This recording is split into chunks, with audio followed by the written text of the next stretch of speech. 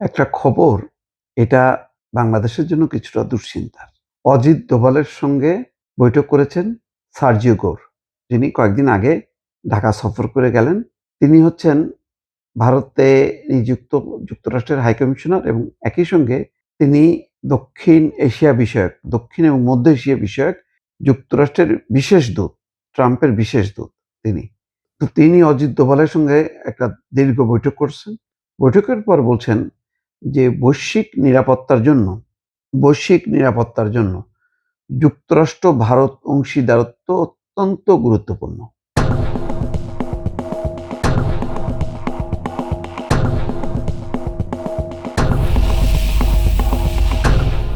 যদি এই অঞ্চলের নিরাপত্তার বিষয়টা আবার যুক্তরাষ্ট্র যদি ভারতের উপর অর্পণ করে, তাহলে বাংলাদেশের ১২টা বাজবে।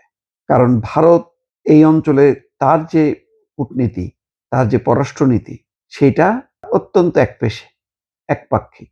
যেমন বাংলাদেশ প্রসঙ্গে তার এটা হলো যে এখন বাংলাদেশ একটা বিপজ্জনক দেশ তাদের দৃষ্টিতে। মৌলবাদীরা, সাম্প্রদায়িক গোষ্ঠী ক্ষমতায় আছে এবং ভারত বিরোধী শক্তি হিসেবেই তারা পরিচিত। তো তাদের এই অঞ্চলের একমাত্র বন্ধু হলো আওয়ামী লীগ সরকার এবং তার প্রতিনিধি হচ্ছেন শেখ হাসিনা, যিনি এখন দিল্লিতে আশ্রয়ে আছেন। অথচ সেই দলটা এখন ক্ষমতায় নেই।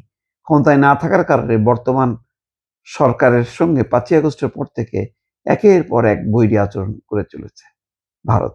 সেই ভারতের উপর যদি যুক্তরাষ্ট্র দায়িত্ব দেয় যে এই অঞ্চলের নিরাপত্তা নিশ্চিত করার জন্য, তাহলে বিভিন্ন যে রিপোর্টগুলি যাবে বাংলাদেশ বিষয়ে ভারতের পক্ষ থেকে, সেগুলি খুবই নেগেটিভ যাবে এবং সেখানে ভারত বারবার বাংলাদেশের যে অর্থনৈতিক উন্নয়নে চীনের যেই অংশগ্রহণ, সেটাকে তারা দেখাবে একটা বিপজ্জনক শক্তি হিসাবে সামনে নিয়ে আসার চেষ্টা করবে।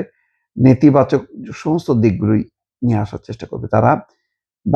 চীন, বাংলাদেশ, তুরস্ক বা পাকিস্তানের সাথে ঘনিষ্ঠতা হোক, এটা কখনো চাইবে না।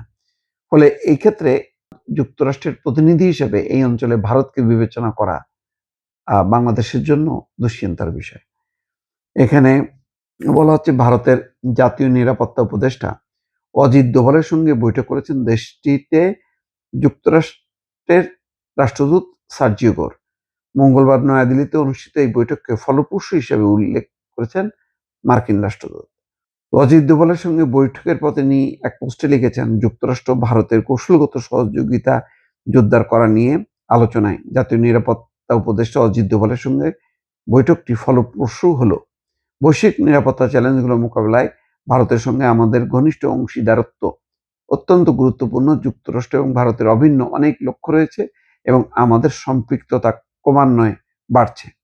মার্কিন রাষ্ট্রদূত সার্জিও গোর সোমবার ভারতের পররাষ্ট্র সচিব বিক্রম মিশ্রির সঙ্গে বৈঠক করেন। এর পরদিন অজিত দোভালের সঙ্গে বৈঠক করলেন তিনি।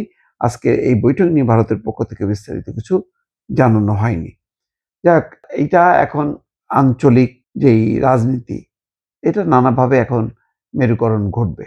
যেমন যুক্তরাষ্ট্র এবং ভারত চাইবে বাংলাদেশকে তার নিয়ন্ত্রণে রাখার জন্য।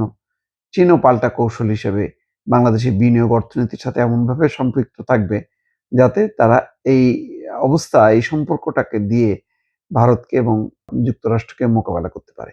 এই দ্বন্দ্ব সংকট চলমান, এটার নানা গতি পায়। এখন আবার নতুন করে তারেক রহমানের সরকার ক্ষমতা আসার পর বাংলাদেশকে নিয়ে এক ধরনের রশি টানাটানি চলছে।